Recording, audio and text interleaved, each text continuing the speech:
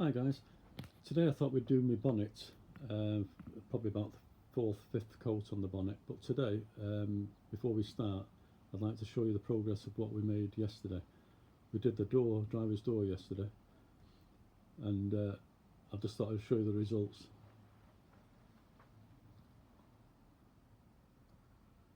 And then that's how it is now, up to now. And this one is what it was like yesterday before we started. You see the difference in the reflection. Reflection's not as good, so I'm going to rub that down, same as that one. And then we should, oops, you can see me, well, get a reflection if I can. Can you see my hand? Yeah, there it is. And that's about 18 inches, 2 foot away, something like that. So that's the sort of results you can get. I mean, I can get it better than that probably if I do another few more coats. See how it goes. But I'll just move the doors and get the bonnet ready for preparing it for painting. Right, now we've got the bonnet set up on the bench, makeshift bench. It's an old door, by the way, if you're wondering. We're going to be using 1200 silicone wet and dry and 2500 to smooth it off afterwards. In a bucket of hot water, clean, with some detergent, like washing up liquid type stuff, just to make it a bit more lubricant. Over there, which you can't see at the moment, is my cook pot with my paint in it there. The old cook pot, just to warm it up. I put boiling water in, but left it to simmer over, just to keep it warm. So that's the shine up to now, which isn't bad I suppose, but I want to try and get it better. So what we're going to do is rub it down, and I'm going to use a 3-inch paintbrush, which is nice and soft. Right, so I was reading up about approach painting, and the thing I read was that the old guys used to strip off to their underwear and coat the bodies with linseed oil to stop dust particles and skin particles dropping on the job when they've done it. And they were the only ones allowed in to like a wooden shed, if you like our spray booth today I suppose, but it was like an old wooden shed, and used to hose pipe it down with water first so the dust wouldn't float about. And when the drips had stopped, they used to go in and do the coach painting. But the coach painting in them days used to have their own mixtures, and the similar idea to what I'm doing now, warming it up, but they used to put it on Bunsen burners or flames, candles, which I wouldn't recommend it, highly inflammable. And they used to add linseed oil to it and terps and all sorts of things, their own concoctions, but it's not the same mixture these days. It's more synthetic, which is very close. It's make it more safe for people to use. Anyway, so what we're going to do now is rub it down. So I've learnt my lesson yesterday. I moved the camera so it won't shake.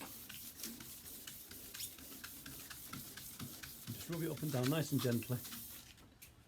I know some of you guys out there think I should use a block, but I've been taught the old way donkeys years ago. I'm the old school, and this is how they used to teach me when I was spraying cars 40 odd years ago. And this is so you can feel the paint. Never used electric tools where I used to work, never believed in it, all by hand, everything. It was hard work, but you soon learn how to do things and get the proper results.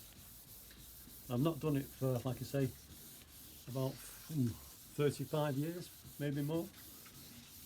So I'm new to it, same as you guys out there. Alright, I've got a little bit of knowledge, not a lot, not a great deal. It's just what you pick up over the years. All I'm doing here is just flattening it off, getting rid of the shine so it's nice and smooth. You'll see this in a bit. You can use 1500, anything really, but it just takes a bit longer. I prefer to use 1200. my personal thing. You don't have to do it that way, as long as you get the results. The main thing is you don't go right through the paint, because if you do, you'll end up back at square one. You've got to start again. So it's just nice and gently, hardly any pressure. Let the paper do the work. Let the wet and dry do the work. All you're doing is moving it about. You're the power source, if you like. So nice and gently. And when you come to ridges like that, or sharp edges, be very careful, because you'll go right through. So you've got to be very, very gentle there. And you want it, as they used to say, like a baby's bum. Which I've never understood that, but most people understand what you mean when you say that for some reason, I don't know. But just rub it back like that, all over. You can see the shine going, which is ideal with what I want. Most people think, oh, what are you doing? You've ruined it. No, you haven't, because everything is fixable. Nothing's ruined on this. Nothing's ruined on this job at all. You can just go over it, repaint it. Well, as I said in the forums, I was quoted £4,000 to £8,000 to spray my mini, which is in 2-pack, which in my opinion doesn't look like it's too bright. This gives it a bit of depth, like the old cellulose, like it should be. And for 350 quid, it's worth the effort.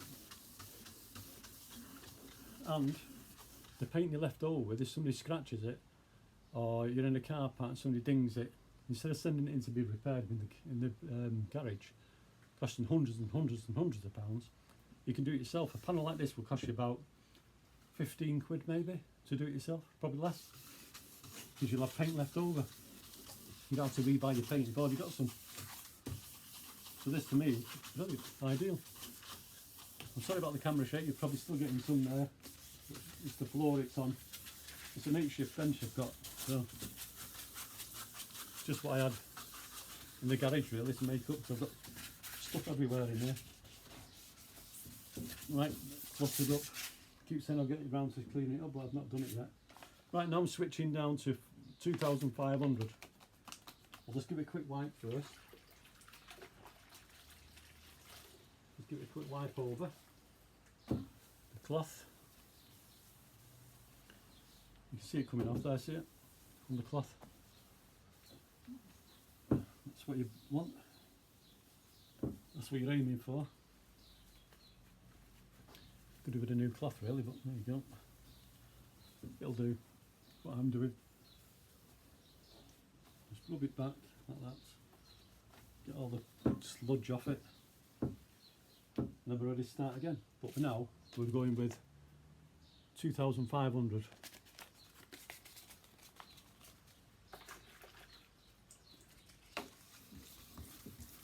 And this don't cut it as much, so it will do if you press hard obviously, but if you just go over the top, all you're doing is taking out the little bits of blobs or imperfections, if you like. It's a pity you can't feel it here, it's like glass.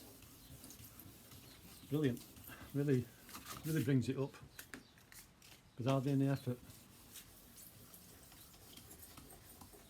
When you're doing it, you rub it all over, just a little bit of it.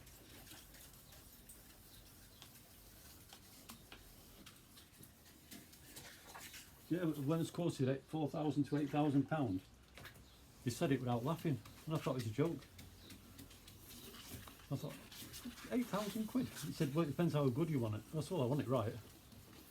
I said, for 8,000 it'd have to be like a bloody Rolls Royce. In fact, I don't think Rolls Royce charge that much. I'll have to find out that, how much they charge. I bet it's not far off, and you're getting a proper job off them. Did you know that Rolls Royces, up into the 70s I believe, were done this way? Hand painted with enamel paint. So the story goes, I don't know how true it is, I've not researched it or anything, but that's what I've been told. Maybe you guys out there know better than I do, I don't know. Or you've heard different. I know they still do the pinstriping by hand, which I don't understand that, when you can get a bugler, is it? A bugler to do the same job. But whether it turn out the same or not, I don't know. I suppose it's saying it's been done by hand. the difference in it. So that's that.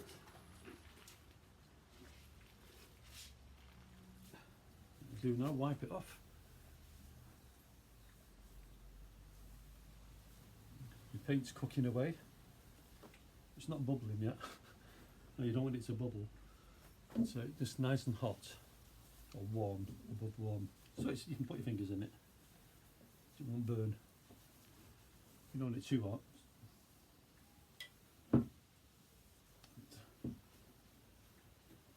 And that's the bonnet done. We've just got to wait for it to dry now, and we'll be back in a bit. So now it's fully dry, I'm going to go over it now with a tack cloth. It's like a sticky cloth this, it picks all bits up. And all you do, gently wipe it all over. Make sure there's nothing stuck to it. It's thoroughly dry now. And it's ready for paint. Just quick more over the top.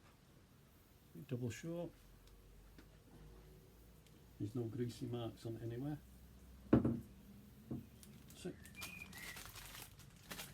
Right, now, in my slow cooker, which is over there, I showed you before, that's the paint I'm using. Old English White Craftmaster.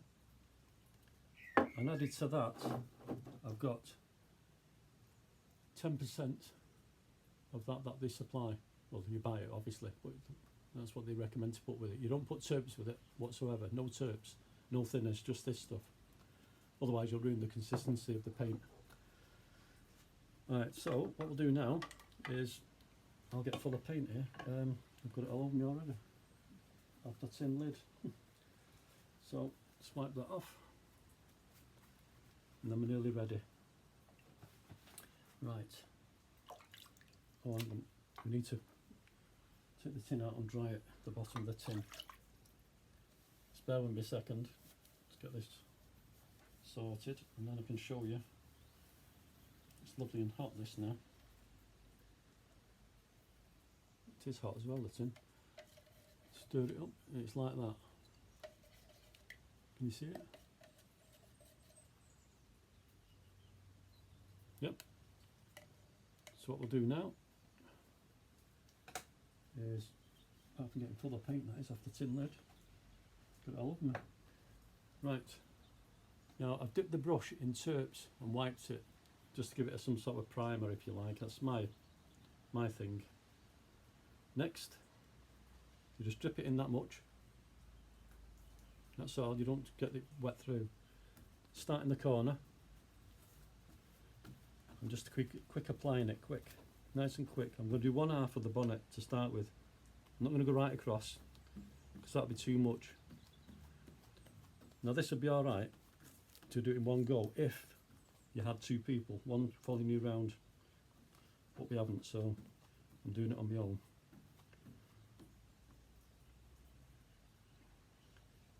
Just keep applying it, not too much, you don't want it running everywhere. Spread it out, that's the key to it, spreading it out. And the nice warm paint just flows. The bit there, somewhere, probably off my head. Still there, come out, little bugger. That's it, gone. So you've got to be fairly quick. Just make sure you coat it all over.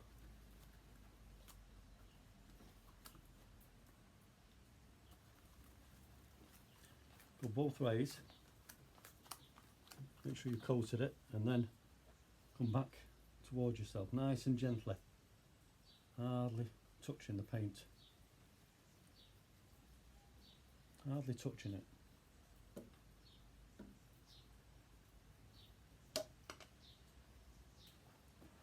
Some more, but you've got to overlap it, wet in wet. That's the technique. So what you've just finished on there, you go back over it, but not right along to back where you started because you'll ruin it.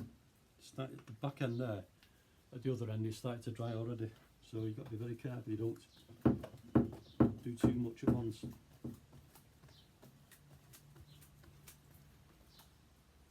then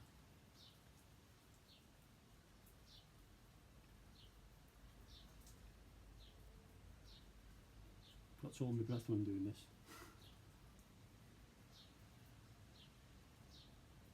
You'll see it sort of merging together. Right, we'll do the other side now.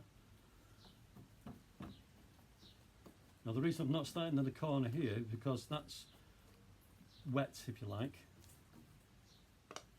and it's, well, it's damp. It's not as wet as you'd like it to be, really. So you've got to be very gentle with that area over here. Just go zigzags everywhere, yeah? All different directions.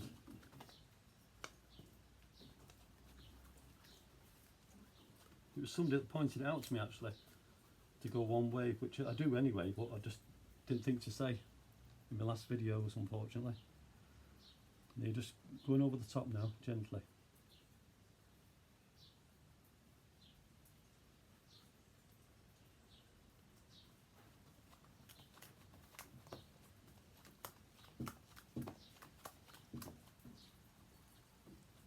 You can see it there drying, can't you? Just caught it in time then, I think. Plus, if you think your paint's cooling down too much, you can always put it back in and come back to the next half if you want to do it that way, I suppose.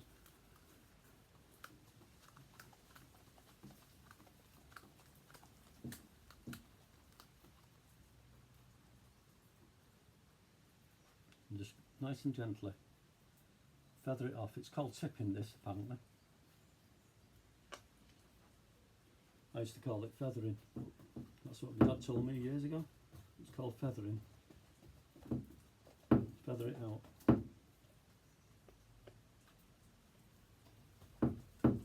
Oops, a couple of drips there, but not to worry, not to worry. Don't panic. The thing is about this, you don't panic. Whatever you do wrong, you can always fix it the next day. Like I say, it's not rocket science. You don't have to be Leonardo da Vinci to paint it, or anything like that. It's just common sense, basically, and knowing how to do it, and this is the way to do it. In one respect, I'm going to be sorry it's finished, because I enjoy painting it. And that is, as they say, is that. I think, yeah. One little bit there on it, bit of dust or crap. Another one. I've got the garage door open, you see, so you can see. Obviously, you'd be doing it in a closed space, I think. Now, guys, how's that? What do you think? Not bad, is it? Well, thanks for watching. And we'll see you again soon. Next thrilling instalment. Thank you for watching. Bye bye. Well, by the way, any questions you want to ask, please do so. Oh, and I'm also on YouTube. Steve Hewitt, Mini Owner. Yeah. Thank you very much. And this is it after 20 minutes, half an hour, something like that. Not bad shine, is it? Not bad at all. Very pleased with that. I hope you guys have a go. Like I say, it's not rocket science, it's quite easy really. It's a question of not putting too much paint on and just knowing, by the time you put your undercoats on, you get used to what the paint will do and what it won't do, really. Like I say, you only do the top coats, heat it up. The rest of it you don't, you just put it on neat out the tin. The first top coats, if you like. So the last two or three you put heated up and thinned up. I do anyway, that's the way I've done it. And I've got fairly good results on that, I think. I think looking at this, it's better than some of these new cars I've seen. Some of the orange peel I've seen, that was unbelievable for a brand new car. But there you go. Thanks for watching. Stay tuned. Thank you. And this is it after 20 minutes, half an hour, something like that. Not bad shine, is it? Not bad at all. Very pleased with that. I hope you guys have a go. Like I say, it's not rocket science, it's quite easy really. It's a question of not putting too much paint on and just knowing, by the time you've put your undercoats on, you get used to what the paint will do and what it won't do, really. Like I say, you only do the top coats, heat it up. The rest of it you don't, you just put it on neat out the tin. The first top coats, if you like. So the last 2 or 3 you put heated up and thinned up. I do anyway, that's the way I've done it. And I've got fairly good results on that, I think. I think looking at this, it's better than some of these new cars I've seen. Some of the orange peel I've seen, that was unbelievable for a brand new car. But there you go. Thanks for watching. Stay tuned. Thank you. Here's the bonnet the day after, just to show you how it dries. I don't know if you can see that or not. The sunshine, well, not sun shining today. But it's got a good gloss.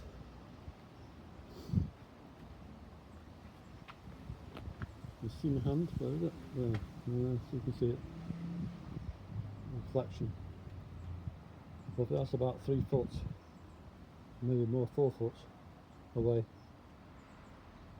So it's definitely pretty good. That you don't get many cars as good as that these days, and that's hand painted, totally hand painted, nothing else. I'll just move on to the wings now and show you them on the car.